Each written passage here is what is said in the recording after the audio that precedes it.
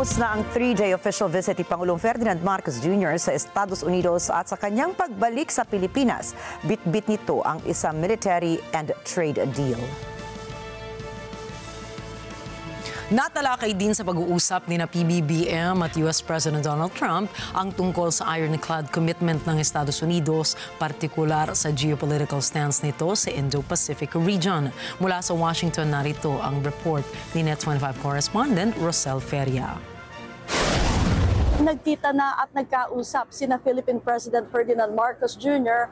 at US President Donald Trump dito sa White House upang talakayin ang kinabukasan ng alyansang Pilipinas at Estados Unidos. Partikular na ang ukol sa kahihinatnaan ng relasyong pangkalakalan ng dalawang bansa. At ang pasalubong na iuuwi ni Pangulong Marcos sa ngayon ay ang suportang militar at 19% taripa sa mga produkto ng Pilipinas papasok ng US at open market at walang taripa sa mga produkto ng US papasok ng Pilipinas. Sa kanyang pambungad na pahayag sa tabi ni Pangulong Marcos, binigyang diin ni Trump ang muling pagpapatatag ng relasyong militar ng Pilipinas at US.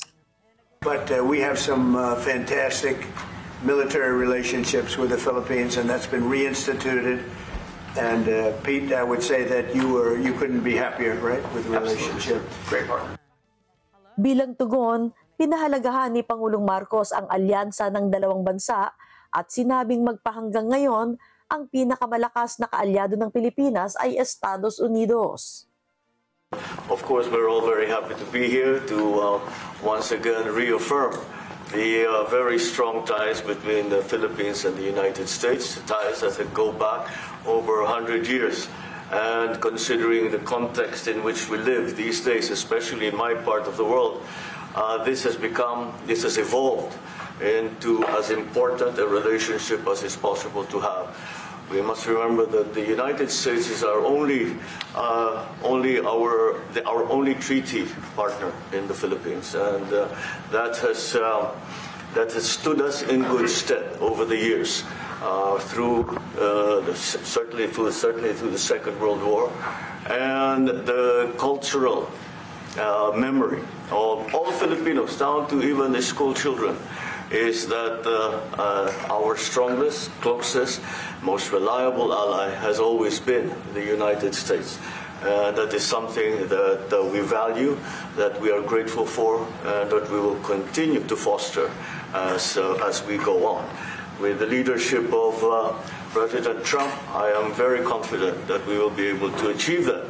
Binanggit din ni Pangulong Marcos ang terminong ginamit sa relasyong Pilipinas-US na anya'y unang binigkas ni Trump sa first term nito, ironclad. Ayon kay Marcos, yan naman ang naging kalagayan ng ugnayan ng dalawang bansa mula nang isabibig ito ng US President. I think it is worthwhile to remember that it was President Trump who, in his first term, characterized the relationship between the Philippines and the United States as ironclad. And that has been necessarily the case since that time that you made that statement, sir.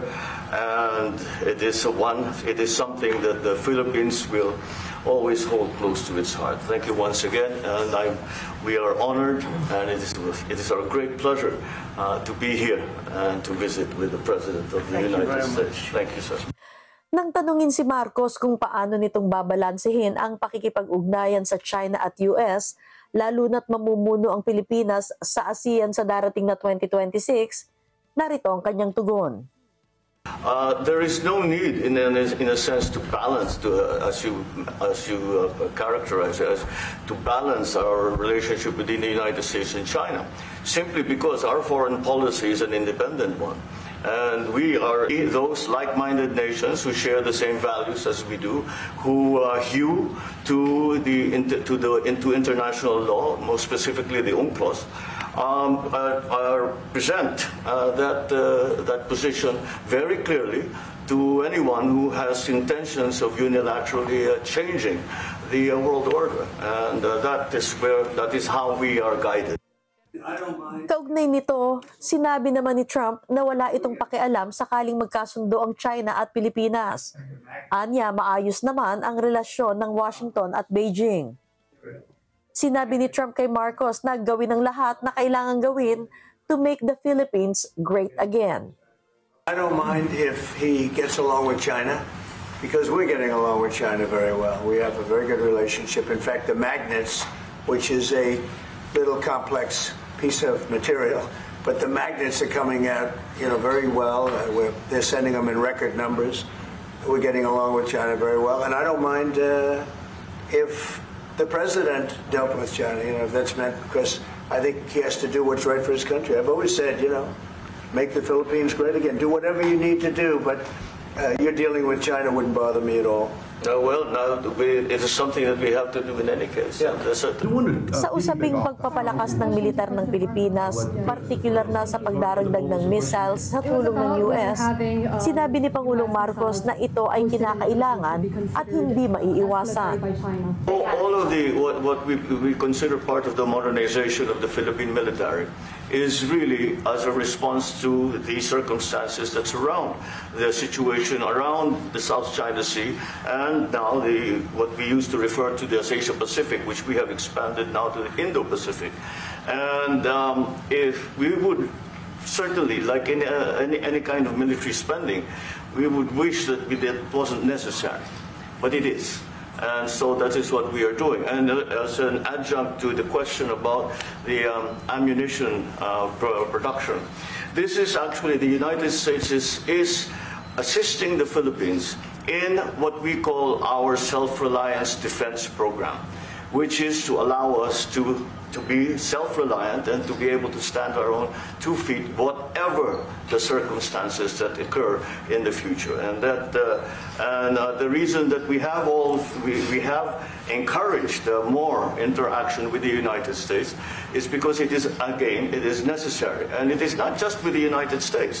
It is with all our neighboring countries and even countries as far afield as the Scandinavian countries, the EU. And so this is an ongoing process. And again, I will stress the point that we do this because we feel it is necessary. Samantala, nagsagawa ng negosasyon ang dalawang pangulo ukol sa isyu ng taripa. At ang napagkasunduan, mula sa dapat sanay 20% buwis sa mga produkto ng Pilipinas papasok ng US, binawasan ito ng 1%. Kapalit ay ang pagiging open market ng Pilipinas sa US at zero tariffs sa American goods na aangkatin ng bansa. Sa 3 araw na pagbisita ni Pangulong Marcos dito sa Estados Unidos, inaasahang napabuti ang ugnayan ng Pilipinas at US sa larangan ng seguridad at kalakalan. Matapos ang kinahinatnan ng usapang Marcos at Trump, panahon ang makapagsasabi kung makakamit nga ba ang layuning ito at kung pabor ba sa Pilipinas ang mga napagdesisyonan ng dalawang lider. Ito ay sa gitna ng paiba-ibang ihip ng hangin pagdating sa kasalukuyang lagay ng geopolitical landscape ng mundo. Lalo pa at papalapit na ang ika-80 taon ng relasyong diplomatiko ng dalawang bansa sa darating na taon. Rosel Feria, Washington DC para sa Mata ng Agila International, Trusted, Connected, On Point.